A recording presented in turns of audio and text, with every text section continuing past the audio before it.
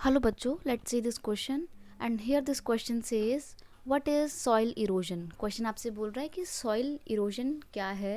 Explain the major type of soil erosion prevailing in India.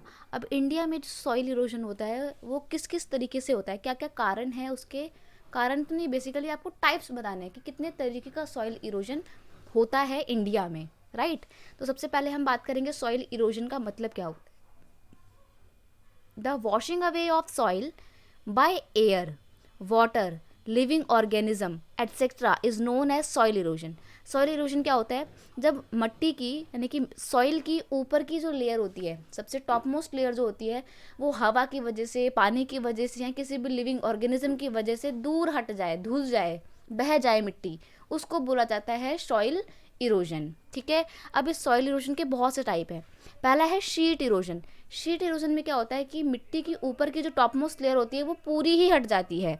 when the top layer of soil is removed over a large area by the running water is called the sheet erosion. बहते हुए पानी से जब एक बहुत बड़े area का ऊपर का लेयर मिट्टी का बह जाता है उसको बोला जाता है शीट इरोजन। जब भी इंडिया में, नॉर्थ इंडिया में ज़्यादातर जब भी बाढ़ आती है जून जुलाई के टाइम पे, तो शीट इरोजन बहुत बार देखने को मिलता है।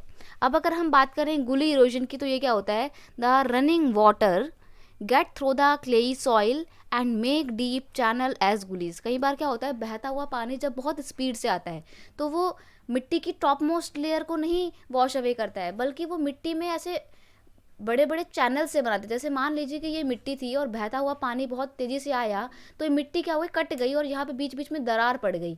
तो इन दरारों को हम क्या बोलते हैं, इसको हम बोलते हैं गुलीज। तो बहते हुए पानी की वजह से जब मिट्टी में बड़े बड़े डीप चैनल बन जाएं उसको बोला जाता है गुली इरोजन। अब अगर हम बात करें विंड इरोजन, तो नाम से पता लग रहा है, जब हवा की वजह से, जब बहुत स्पीडली हवा चलती है तो मिट्टी की ऊपर की लेयर जो हट जाती है उसको हम विंड इरोजन बोलते हैं।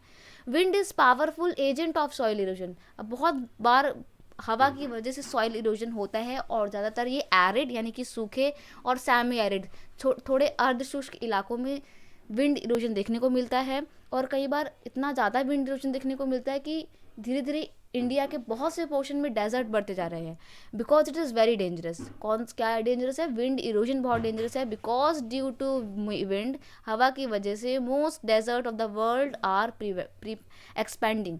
दुनिया में बहुत सारा एरिया जो है वो रेगिस्तान में तब्दील होता जा रहा है। क्यों? क्योंकि वहाँ की हवा, वहाँ पे स्पीडली हवा चलती है और मिट्टी उड़ के चली जाती है, तो इस वजह से इरोजन हो रहा है और डेजर्ट बहुत तेज़ी से एक्सपैंड होते जा रहे हैं। तो ये वर्ल्ड के लिए देखा जाए तो बहुत बड़ी प्रॉब्लम है और इसका एक ही सॉल्यूशन है, ज़्यादा से ज़्यादा ट्री प्लांटेशन किया जाए। ठीक है। I hope you understood it well. Best of luck.